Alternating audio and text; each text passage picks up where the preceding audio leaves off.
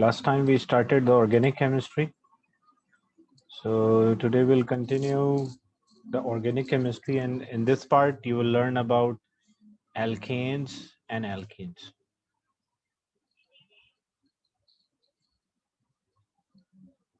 So first thing, alkane.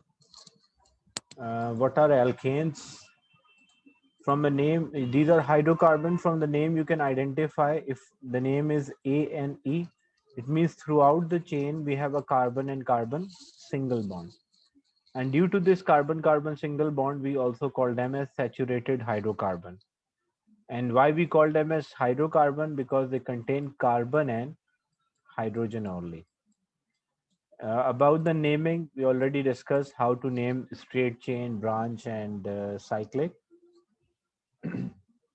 So example, if we have a carbon chain, and because it's a hydrocarbon, so hydrocarbon means it has only carbon and hydrogen only. So if there are 4 carbon atoms, then remaining hydrogen will be there. How you will identify how many hydrogen? Because the carbon maximum can form 4 bonds. So remaining bonds are with hydrogen.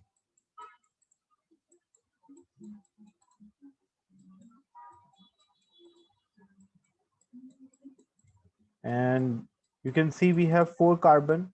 So because of 4 carbon, it should be but. Between the carbon atom throughout the chain, there is a single bond, then it will be N. So it is but because of 4 carbon, and N because they have a single bond throughout.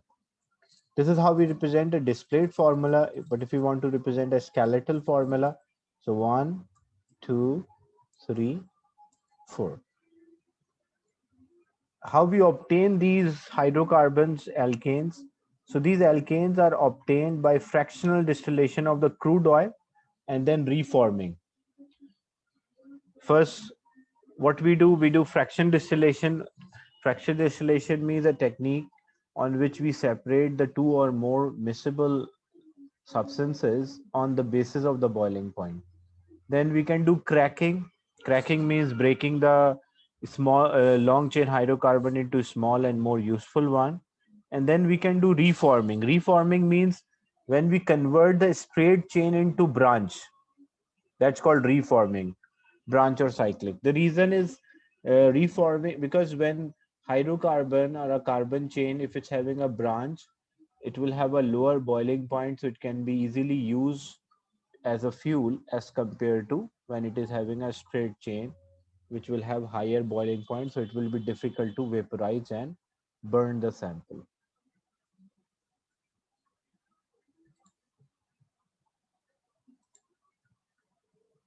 So first, refining of the crude oil or petroleum.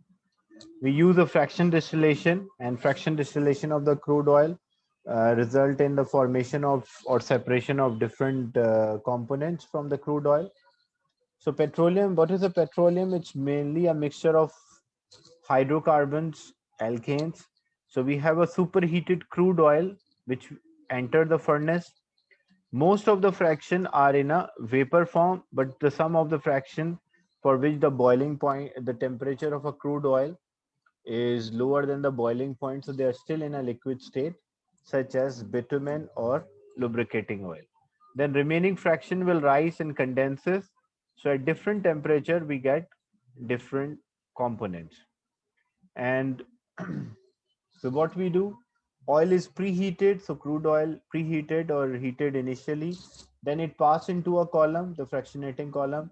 The fraction condenses at different height and different temperature. The separation depends on the boiling point.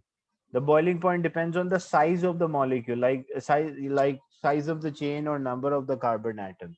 If we have greater number of carbon atoms, it means it will have higher boiling point. So when you compare the number of the carbon present in a bitumen or lubricating oil with a fuel gas, so you will find this will have lower carbon number,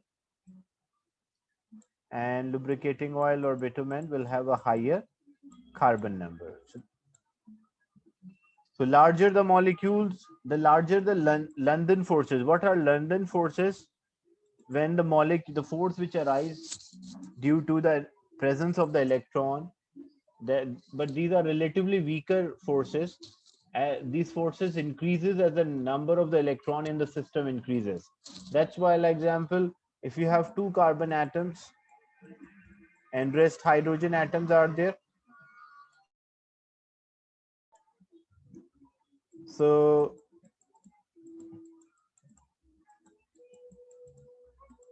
this is one molecule of ethane, there will be another molecule of ethane as well.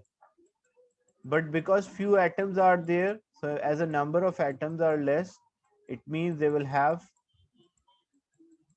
weak van der Waals force or London dispersion forces. But as the number of the carbon increase, like example, it increases to 5 carbon. So there will be another chain molecule with the 5 carbon atoms. So you can see more carbon atoms, greater the number of electrons. So there will be greater attraction or stronger London dispersion force.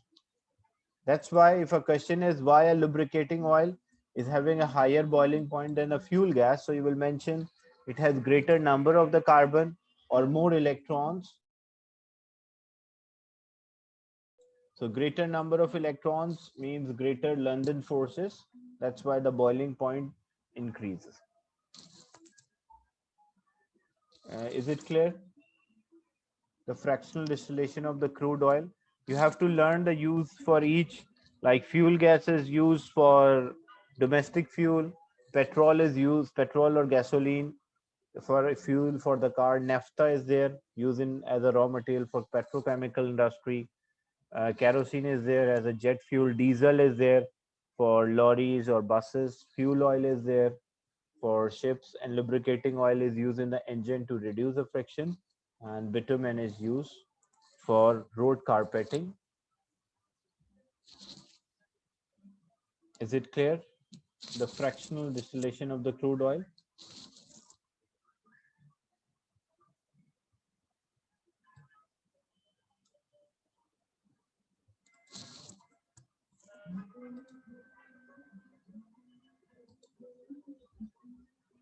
Then what is the cracking? Cracking means breaking down long chain hydrocarbon into a more small or useful one. We call this process as cracking.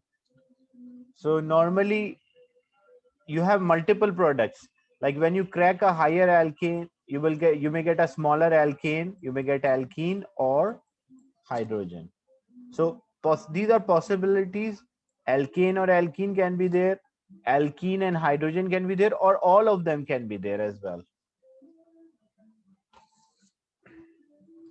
Now, what is the advantage of cracking? Like, what is the reason why we use catalytical cracking? Because basically what happened, the petroleum fraction with a shorter carbon chain, like example, petrol and naphtha, have more demand than the larger fraction. So as you can see, the demand of petrol and naphtha is much higher as compared to bitumen. So if its demand is less, so we don't want too much bitumen. So what we can do, if the demand for lower fraction is more, so we can do cracking. So when we crack or when we break the long chain hydrocarbon into small one, because they are higher in demand, so it will balance the demand for the lower chain hydrocarbon. Then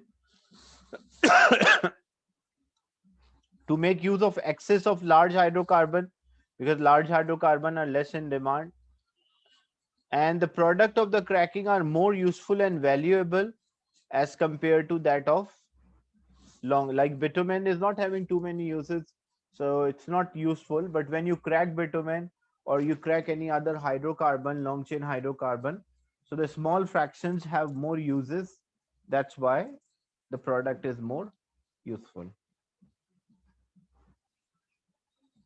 Then after cracking, we can also do reforming. What is the meaning of reforming? Reforming is turning the straight chain alkane into branch and cyclic or aromatic. Aromatic, you will learn about aromatic. It's from a term aroma. Aroma means smell. So the hydrocarbon which have a specific smell or having a benzene ring are known as aromatic hydrocarbon. But about aromatic hydrocarbons, you will study in A2 in detail. So the idea is that we are converting branch and cyclic hydrocarbon into more clean and use to give a fuel a higher octane number. What is the meaning? Because look, when you have petrol is octane, but what you can have a straight chain octane like this: 1, 2, 3, 4, 5, 6, 7, 8. So when you try to burn this, because it will have a higher boiling point, so it can, because combustion, we vaporize the sample and then burn. So this cannot be easily vaporized because straight chain, greater surface area. So when it will have a greater surface area, higher boiling point will be there. So difficult to vaporize this. But when you make a branch, like example 8 carbon,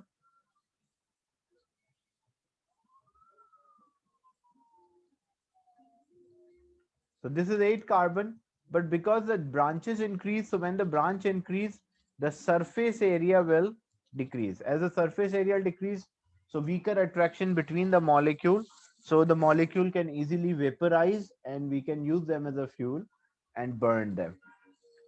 Is it clear? The concept of reforming. Reforming means converting the straight chain into branched.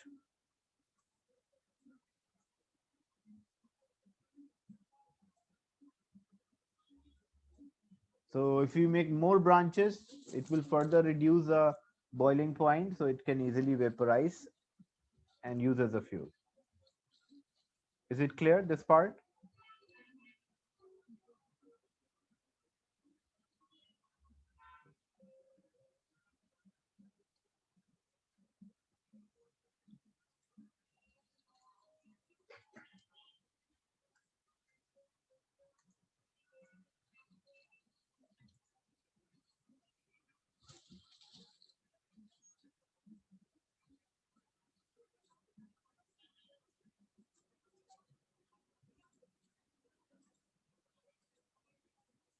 Then alkane as a fuel, when we use something as a fuel, we burn and release energy. So alkane can be used as a fuel. If it's a complete combustion, it will result in a formation of carbon dioxide and water. But if it is incomplete combustion, this may result in a formation of unburned carbon or a black soot and carbon monoxide.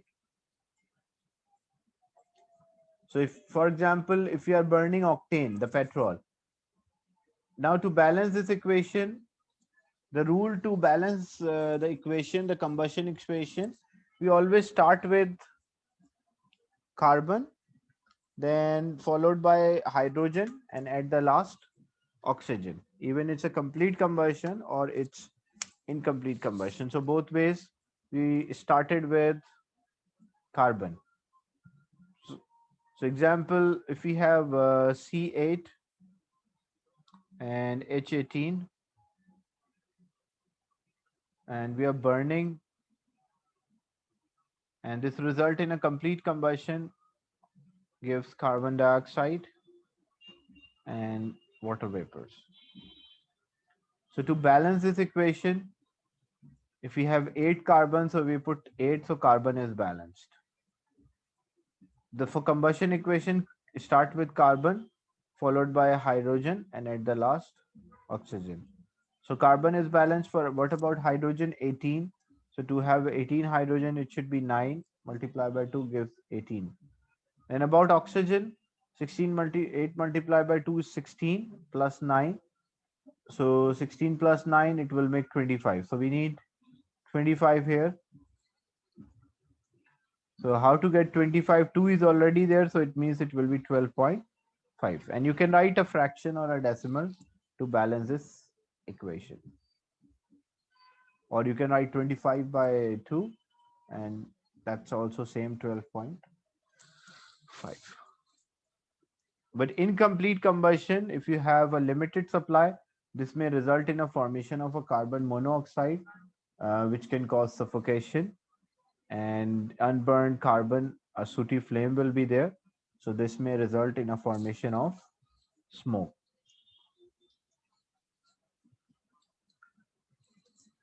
So incomplete combustion produce less energy as compared to complete combustion, and carbon soot that cause a global dimming. What is a global dimming? Because what happens as this black soot is released to the atmosphere, it does not allow the reflection of the sunlight, so it's called global dimming. Then you should know the environmental impact of these pollutants, like such as carbon monoxide. So carbon monoxide is toxic and it is odorless gas, like it does not have any distinctive smell. It can cause death.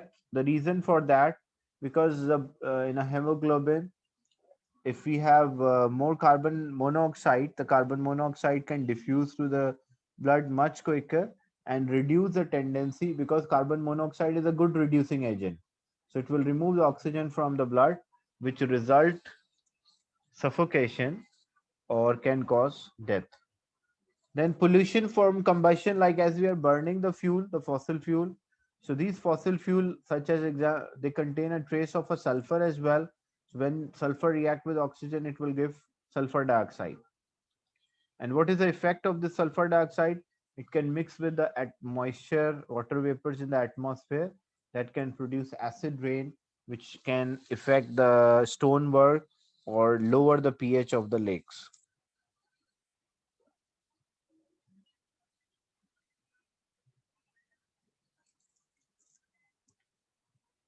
Then oxides of nitrogen. Oxides of nitrogen are not produced because of the fuel. It is produced due to the high temperature inside the car engine. So inside the car engine, due to high temperature and electrical spark, nitrogen react with oxygen, form nitrogen monoxide, or it can form nitrogen dioxide. And what it will do, it will react with atmospheric water vapor, can cause acid rain, as well as it can form smog. Smog is actually a combination of smoke and fog. So smoke and fog together, what it will result? It will result in smog. And what is the effect of this smog? Again, it can also cause a global dimming, reduce the amount of sunlight which enter the earth atmosphere.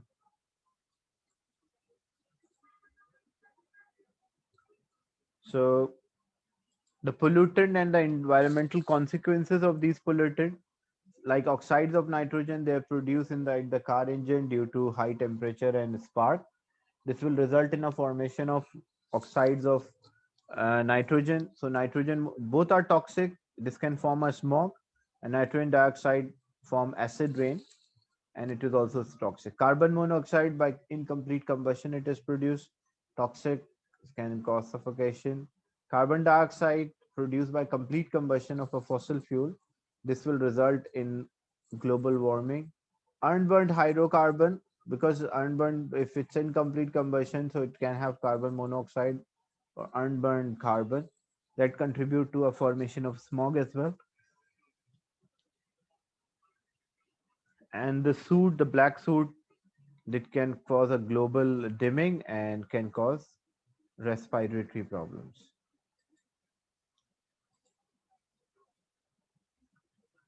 Then contribution to the gases which contribute to global warming. Basically, what happened? How a global war, how the Earth average temperature is increasing. So if this is the Earth,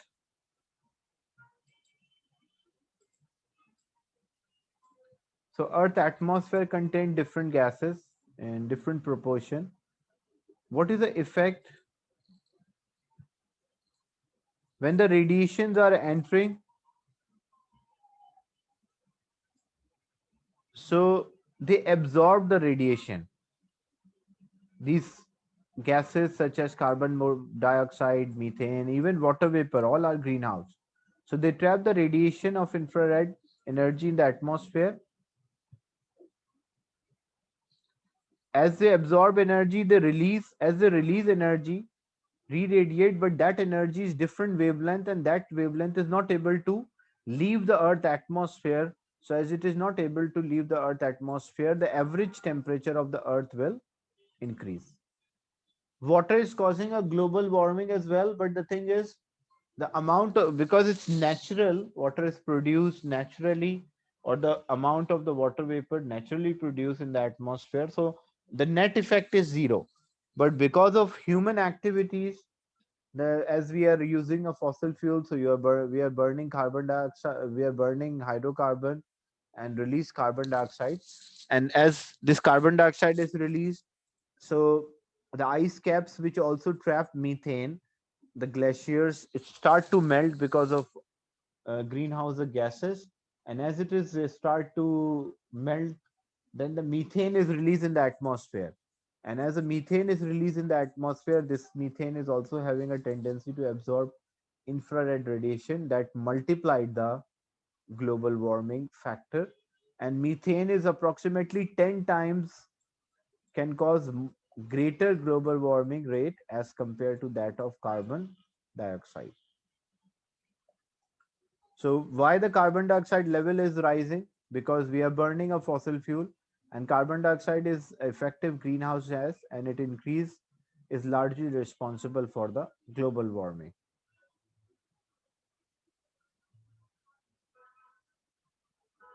And the earth is getting warmer with average temperature increase due to these gases, and this factor, like the global warming rate, will be multiplied because, like, combustion of the fossil fuel produce carbon dioxide. Carbon dioxide cause a global warming. Global warming melt these ice caps, glaciers at the poles, and when these glaciers are melting, actually these glaciers also, they have trapped methane. So that methane is released from these glacier, and the greenhouse factor will be multiplied.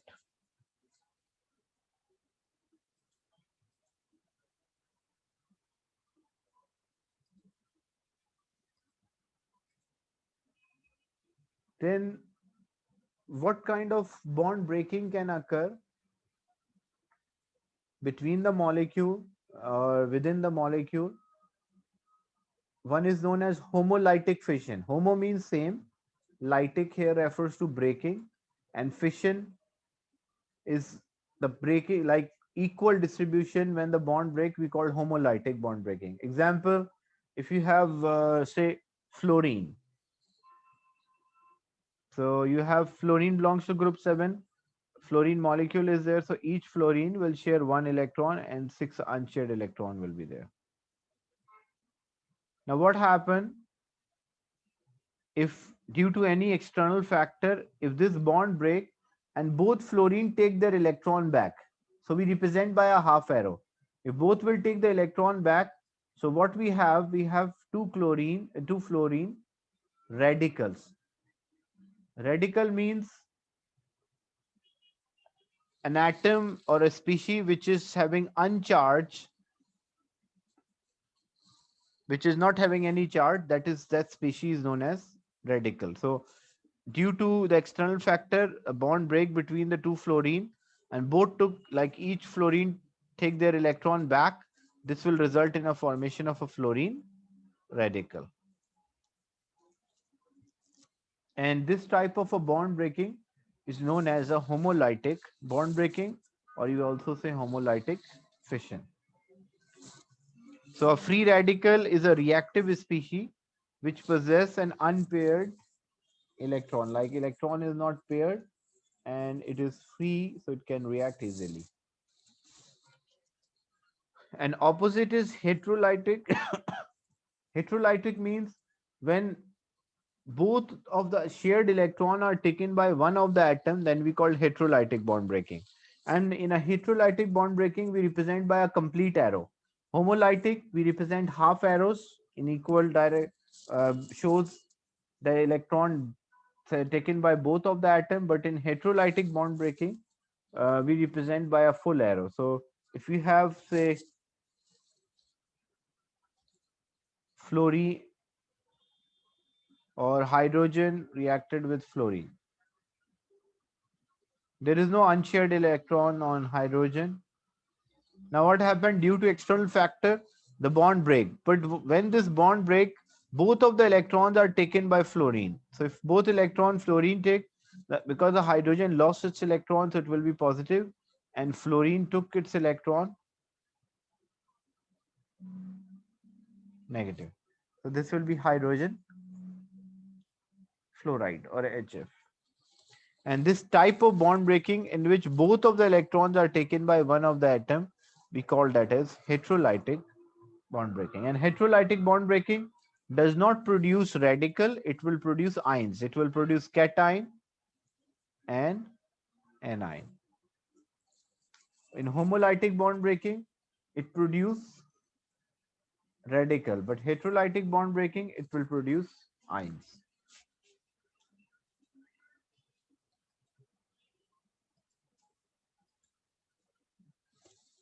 Now, mechanism means how the reaction proceed. We call that as a mechanism.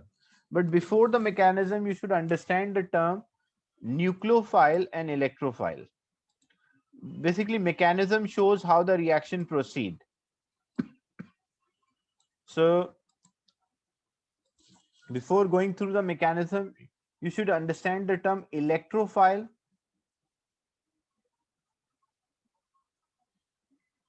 and nucleophile.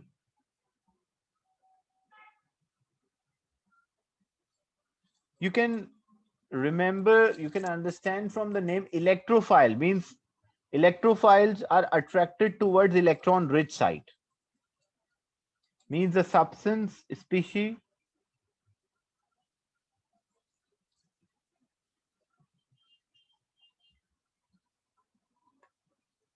which is attracted towards electron rich site, we call that as electrophile.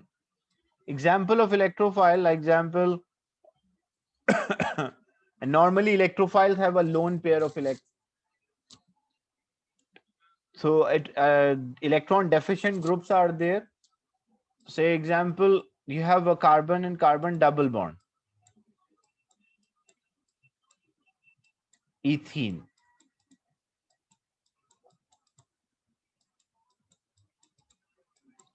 So which side is the electron rich side? You can see between the two carbon atoms there is a double bond. So if there is a double bond between them, this shows this is an electron rich side, like this is having more electrons. So if any substance is attracted toward this electron rich side, like if there was a hydrogen ion, H plus ion, so this H plus ion is attracted towards the electron rich side. So what we call this H plus, we call this H plus as electrophile. So the substance which is attracted towards the electron rich side is known as electrophile. But what's the meaning of nucleophile? It's from the word nucleus, and nucleus means it's referred because the nucleus is having a positive charge. So a substance which is attracted towards the positive center or electron deficient side.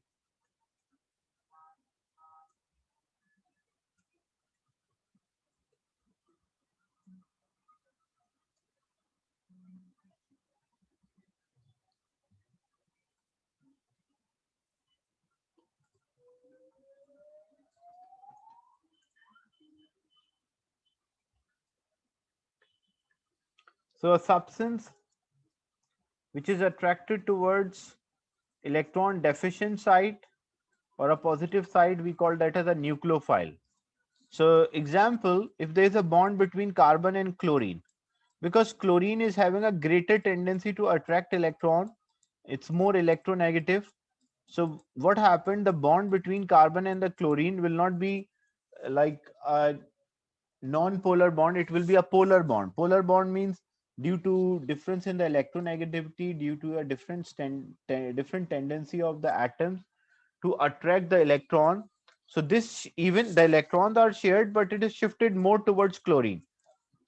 So as it is shifted more towards chlorine, chlorine will get a partial negative. Why partial? Because it's not a complete bond breaking, that's why partial negative. And carbon will have a partial positive. So if there was OH ion, with a lone pair and negative, So what happened, this OH ion is attracted towards the positive center or electron deficient side. So what we call this OH, we call this OH as nucleophile.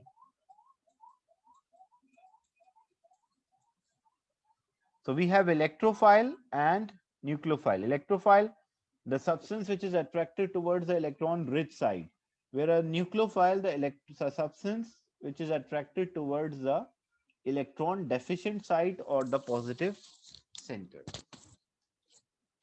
Is it clear the difference between the electrophile and the nucleophile?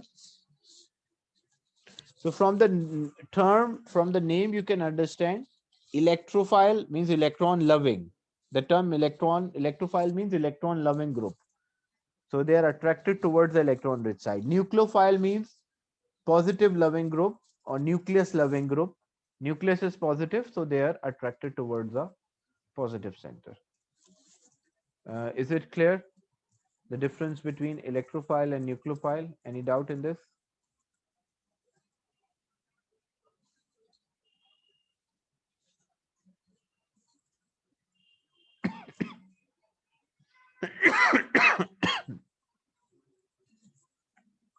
So mechanism, when we show the whole and like how the reaction occur, we call that as a mechanism. So to understand the reaction fully, we look in a detail and how reaction proceeds step by step. This is simply known as a mechanism. Then in a mechanism, here as you can see, there's partial positive and negative. It means this is having a greater tendency to attract electron. So the OH ion attracted towards the carbon positive center. So OH ion is a nucleophile, and this X, it took both of the electron and go out. So the carbon has a small positive charge because of electronegativity difference between carbon and halogen. And we use a curly arrow in the mechanism to show the movement of electron pair and showing either breaking or forming of a covalent bond. You can see like oxygen took the lone pair and form a bond with carbon. That's why we show from oxygen.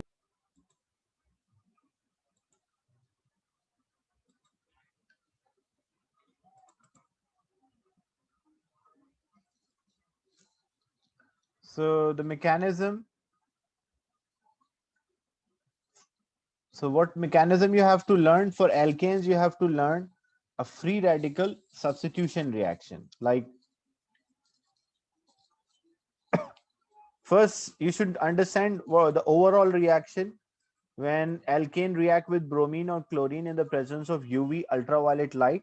The substitution reaction occur. What is this substitution reaction? You took in O levels as well. That if any alkane is there, say CH4, methane is there, reacted with chlorine. So chlorine is substitution reaction means when one chlorine atom enter, one hydrogen will leave. So this will result in a formation of CH3Cl plus HCl. And if it was C2 and H6 plus Cl2, again a substitution, one chlorine enter, one hydrogen leaves, so it will result in a formation of C2H5Cl plus HCl will be there. This is called nucleophilic substitution reaction. So you have to learn the mechanism. Basically, this is the overall what happened. And this reaction is a chain reaction, means it will proceed until all of the hydrogen are replaced by the halogen. So the mechanism of this reaction is called a free radical substitution reaction. Why we call this as a free radical substitution? In the mechanism, I'll explain that. And this involves three steps: initiation, propagation, and termination. Each step is having a meaning. First is initiation, mean how the reactions start or initiate.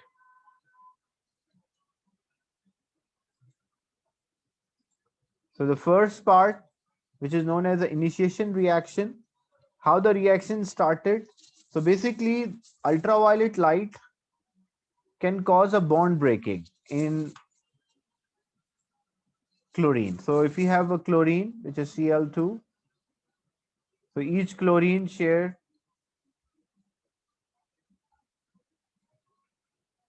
a pair of electron. So due to ultraviolet light or UV, the chlorine will break the bond. But what kind of bond breaking occur? Homolytic bond breaking occur means both chlorine will take the electron which was shared between them. So how we represent a chlorine radical? So it produced two chlorine radical. So that's why this is known as free radical substitution. Free radical because it produces free radicals. And substitution means when one atom or group of atom replace the other one, then we call that as substitution. So the first stage is known as the initiation reaction. So for this, ultraviolet light causes a bond breaking, homolytic bond breaking and producing a chlorine radical. Then what happened? So this is the initiation reaction. So initiation, it produced both radical. The second is known as a propagation. Propagation means like the how the reaction propagate or proceed. So what happened in propagation reaction? Like the example, if this was a reaction between methane and chlorine. So methane react with chlorine radical. What this result? It will result in a formation of methyl radical. What is methyl radical? Means one of the hydrogen is replaced and form a bond with chlorine and it produces HCl. And this methyl radical react with another chlorine molecule. So it will form methyl chloride and chlorine radical. And you can see the chlorine radical in the beginning it started and again it is produced back again. So means it is acting like a catalyst, like catalyze the reaction or making a chain reaction. So chlorine free radical are very reactive and they remove hydrogen from methane and leave methyl radical. Then methyl radical react with another chlorine molecule, produce a chlorine free radical. And all propagation have a free radical in the reactant and the product. You can see in a propagation reaction, we have a free radical in the reactant and free radical in a product.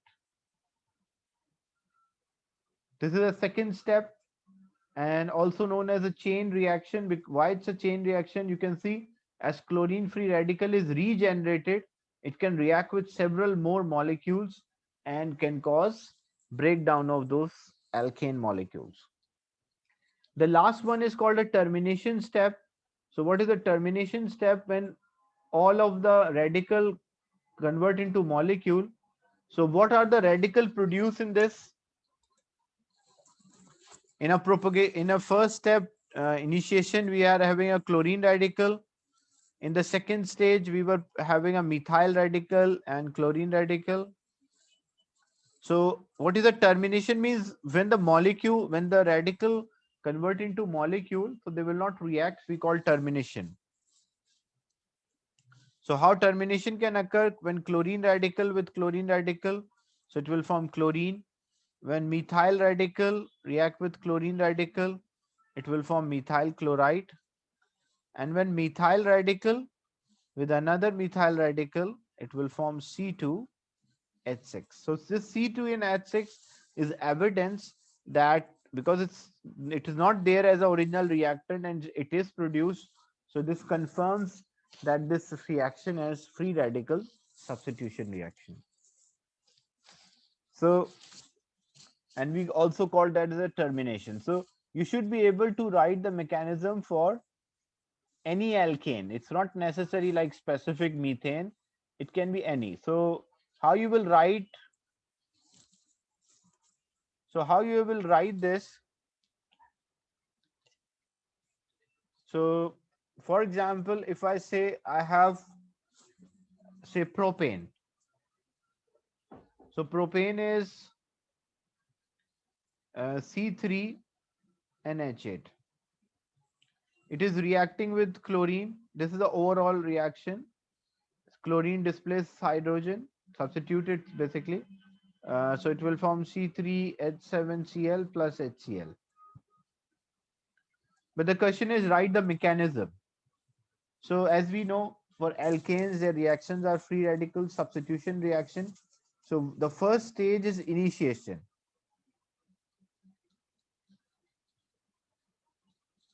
So what is the initiation? How this reaction initiates, start. So how it is started? That chlorine molecule breaks into chlorine radical in the presence of UV. Then propagation. How this propagate? So we have C3H8 reacted with chlorine radical. So chlorine radical is more reactive, so it will remove hydrogen. So it will form C3H7 radical, means propyl radical, and HCl. And this propyl radical react with another chlorine molecule. When you are making a radical, put a dot. Without a dot, it will not be acceptable that it shows it's a radical. So it will form C3H7Cl plus chlorine radical. So you can see the chlorine radical is regenerated again. Then the termination, the term termination means how the reaction end. So if you want to write a termination step,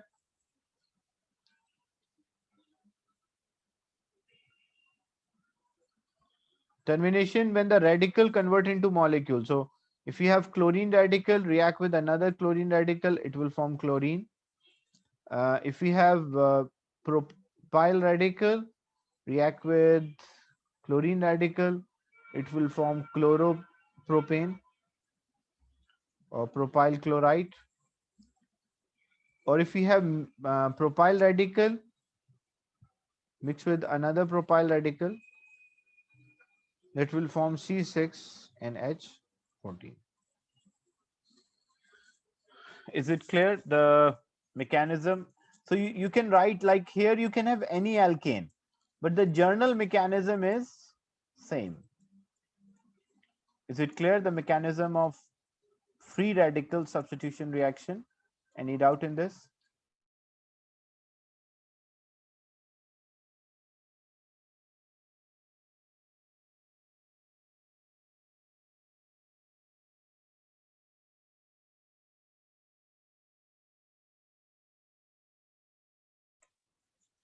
Is there any doubt in this free radical substitution reaction for alkanes? The first stage is initiation, the second is propagation, and the third one is termination.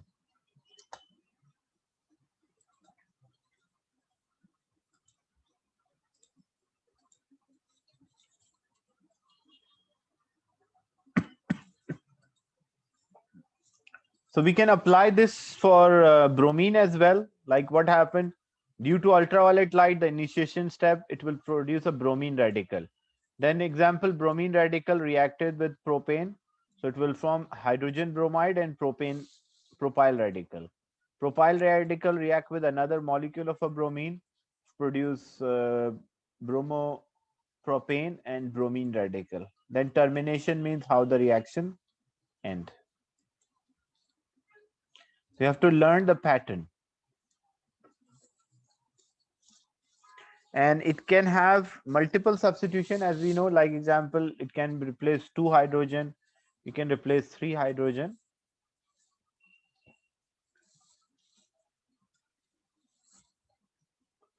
So CH3Cl plus chlorine radical, this will produce HCl plus CH2Cl, and this CH2Cl react with another chlorine, form CH2Cl2 plus Cl radical. This is like a second substitution. Like when this, if the question is, you have to write the mechanism for replacing 2 hydrogen. So if you want to replace first hydrogen, it's already done. But if you want to replace the second hydrogen and write the mechanism, so it's the same way.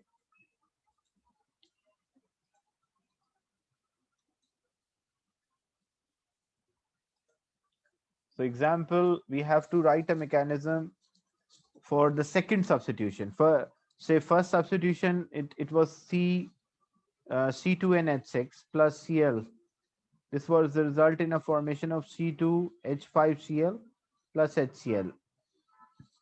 We already see this was Cl2. We already completed the mechanism for this one. But if a question is like C2H5Cl plus Cl2 result in a formation of C2H4Cl2 plus HCl, and you have to write the mechanism. So how to write the first stage? Again, initiation.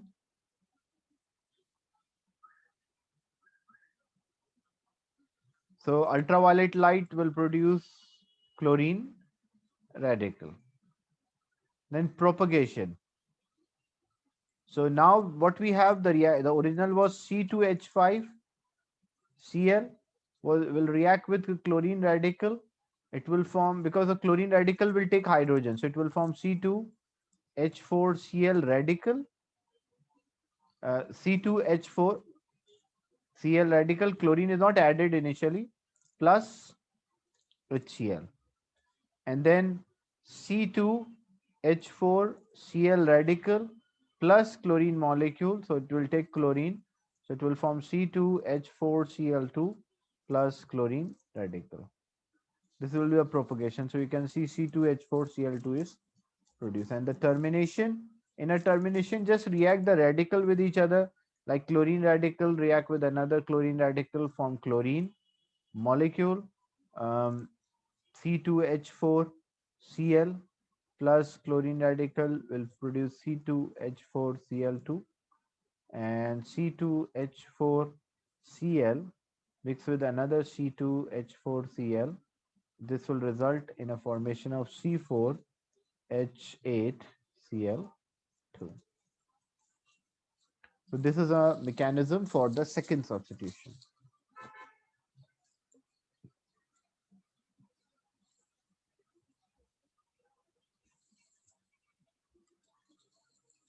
Now some questions related to this alkanes.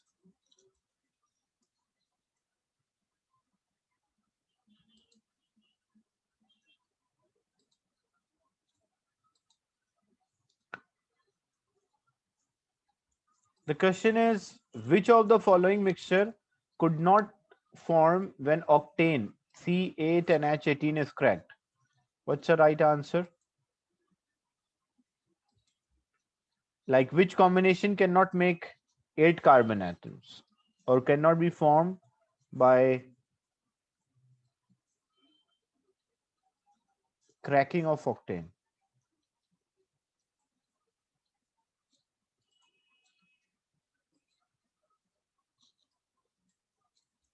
Yeah, D is the right answer.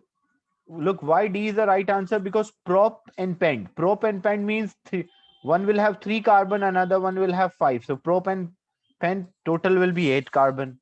Bute and bute means total, bute means 4 carbon, so 4 carbon in each, the total will be 8. Pent and prop, pent means 5, prop means 3. But hept and eth, hept is 7 and eth is 2. So how, when we are cracking hydrocarbon with 8 carbon, we can have a product which the total number of the carbon are 9. So D is a wrong combination.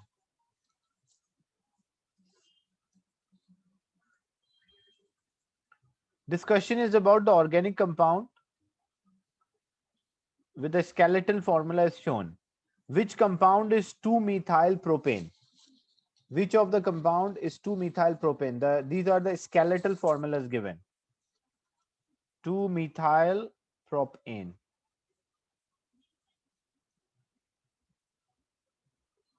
What's the answer?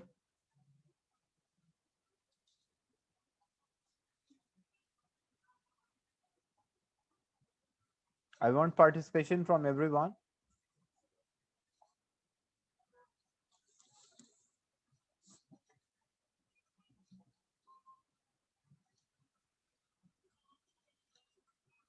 Because look, when you name this, when you select the longest carbon chain, so 1, 2 and 3, so and this is a branch, so second position we have a branch, Second position, we have a branch. That's why 2-methyl and propane. The D is actually 2,2-dimethyl propane. Which of the compound has a molecular formula C5H12? C5H12. Which compound with a molecular formula of C5H12? B is alkene. B is alkene. 1, 2, 3, 4, 5. So journal formula of alkene is CnH2n. So B formula will be C5NH10 because it's an alkene. But for this one, this is a branch alkane and journal formula of alkane is CnH2n plus 2. So number of hydrogen will be twice plus 2. So the correct answer is D. So C5NH12. If you find this difficult, you can draw the displayed formula. You can draw the displayed formula to understand the structure. So when you draw the displayed formula, it will come out C5 and H10.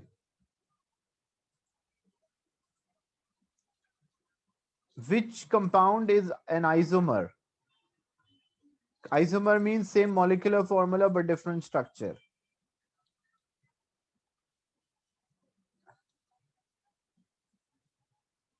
Which compound are isomers? A and C, B and C, B and D, or C and D?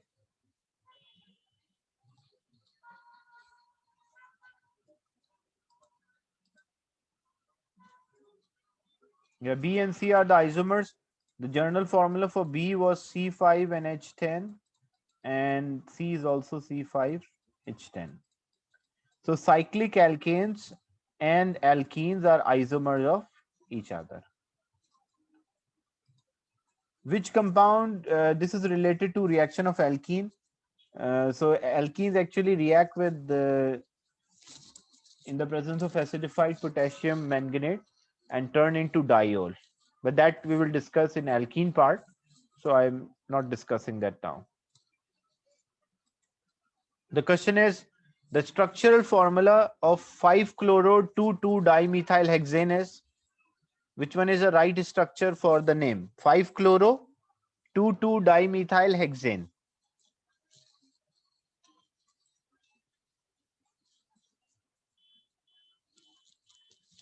5-chloro-2,2-dimethyl hexane.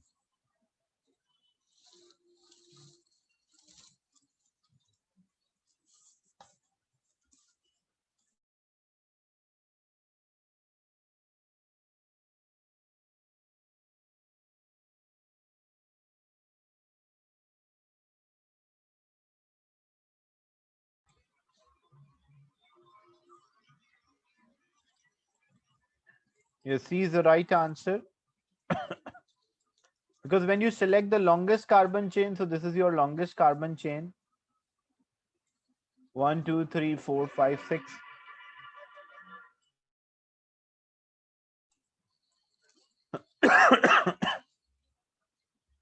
Numbering should start from nearest branch. So 1, 2, 3, 4, 5. So second position, we have 2 methyl branches. Fifth position, we have chloro. But when we name the branches, it's not about their position. It's about the alphabetical order. So that's why we write chloro first and then methyl second.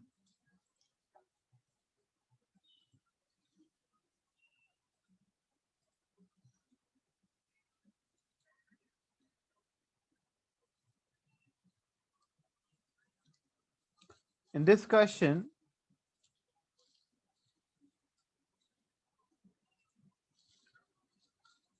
chloroethane, which is C2H5, can be made by either ethene or ethane. What reagent and conditions used to make chloroethane from ethane? So what reagent, what chemical we use for this formation of chloroethane?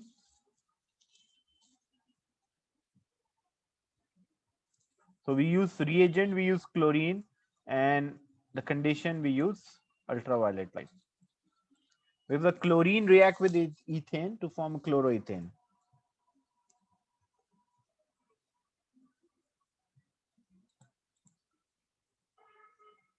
I'll state the type of reaction and the mechanism by which this reaction occur. So what is the type of the reaction? It's free radical and substitution. The mechanism is, so it's type of reaction, it's free radical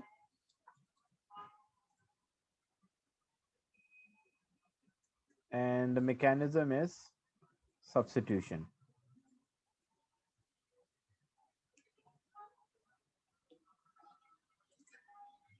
What reagent? That is in an alkene part. So we will discuss alkene part later. After discussion of alkene, I will solve alkene question.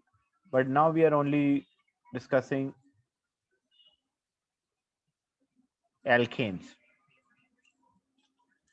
The compound butane has, what is the molecular and empirical formula of butane?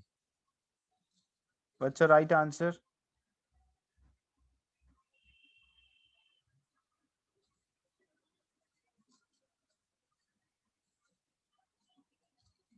For question 9, the compound butane has empirical formula C2H5 and molecular formula C4H10. So B will be the right answer. Ethane react with chlorine when the substance are exposed to UV ultraviolet radiation. The equation for this reaction. What is the equation for this reaction when ethane react with chlorine? What's the right equation? A, B, C, or D?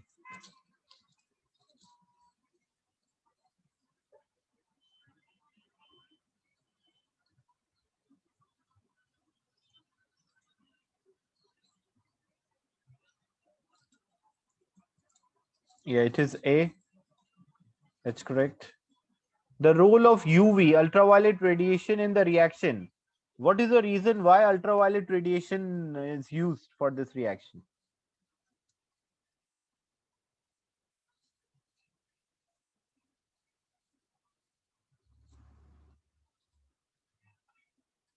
It's basically break the chlorine-chlorine bond and forming a chlorine radical. The overall reaction between ethane and chlorine is best described as overall reaction. What we call this overall reaction? Between chlorine and ethane.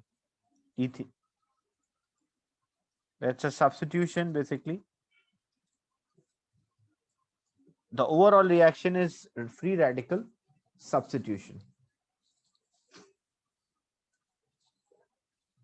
A homolytic bond breaking occur or homolytic fission happen, but the overall reaction is a substitution reaction.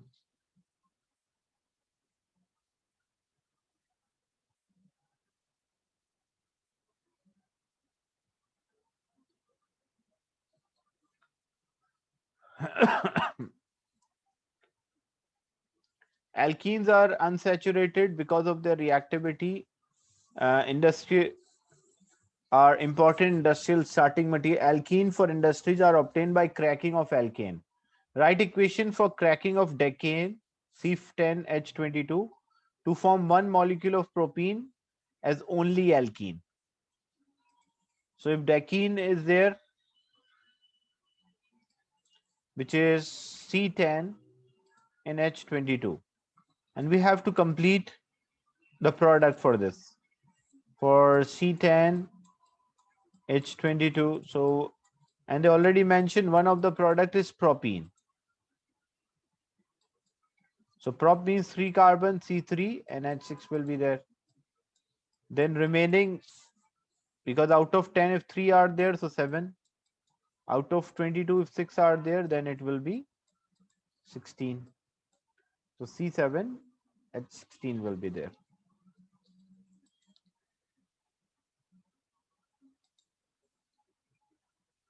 The next part is actually related to alkene.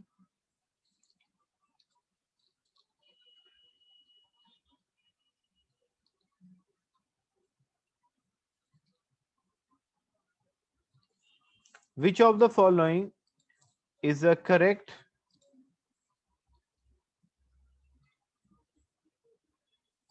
when you're cracking the product can be alkene, alkane, hydrogen, or alkane, alkene, or alkene, hydrogen. Three possible combination. Like you may have alkane, alkene, hydrogen. You may have alkene or hydrogen, or you may have alkene or alkane.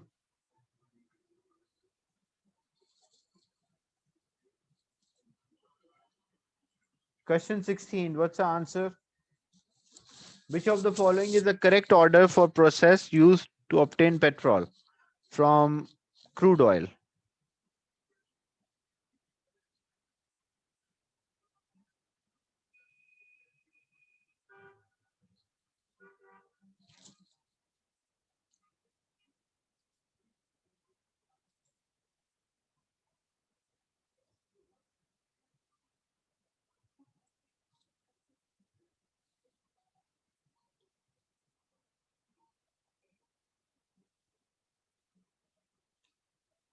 There are the two options.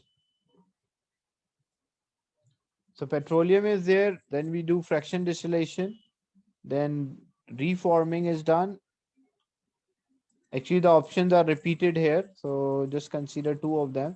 So which are the right?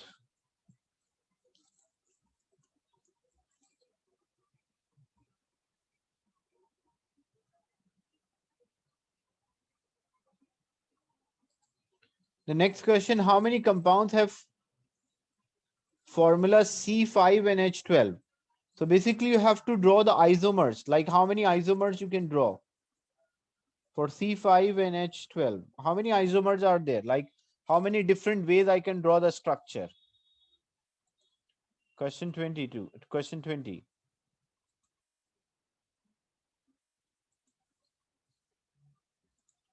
How many ways I can draw C5? Yeah, so first I can draw a straight chain. 1, 2, 3, 4, 5. Then I can make one branch.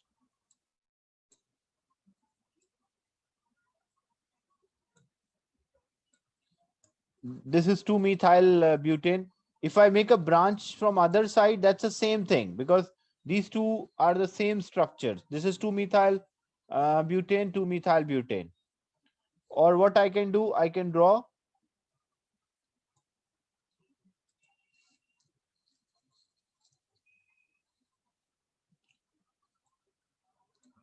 one branch up, one branch down. So these are the three possible ways I can draw this structure. There's no other possibility. So the correct answer is C.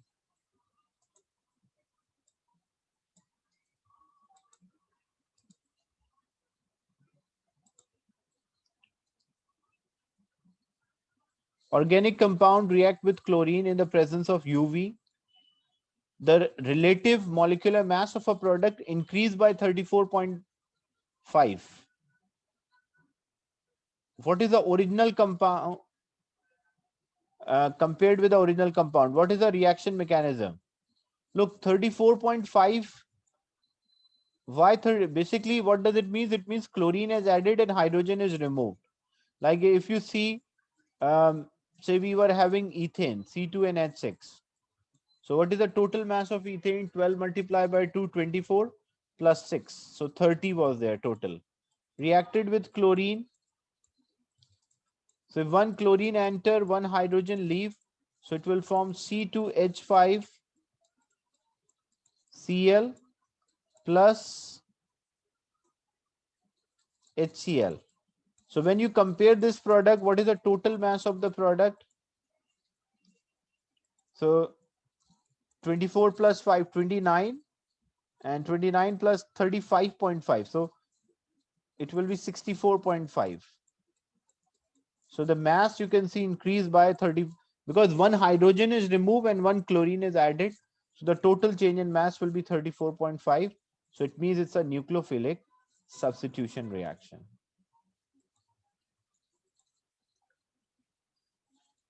Next question, chloroethane can be made by ethane and chlorine in a gas phase in the presence of ultraviolet. The equation is given. Complete the mechanism. The two steps have been given, two of the steps have been given for you. So initiation is given, step 2. So what will happen, because it's ethane, so C2H6 react with chlorine radical, form ethyl radical plus HCl, and ethyl radical react with another chlorine molecule. This will result in a formation of ethyl chloride and chlorine radical. That's propagation. And termination, first one is done. So what we will do, termination, just react the radicals with each other. When methyl radical ethyl radical react with chlorine radical, so it will form chloroethane. And ethyl radical react with another ethyl radical, form C4H10.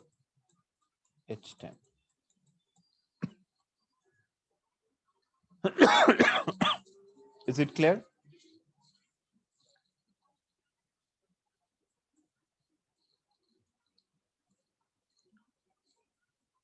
The mechanism, how the substitution reaction occur.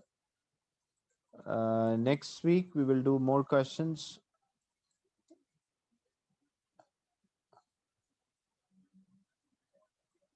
related to this alkane topic. So I will end the session and share the recording with you. Any doubt related to the class?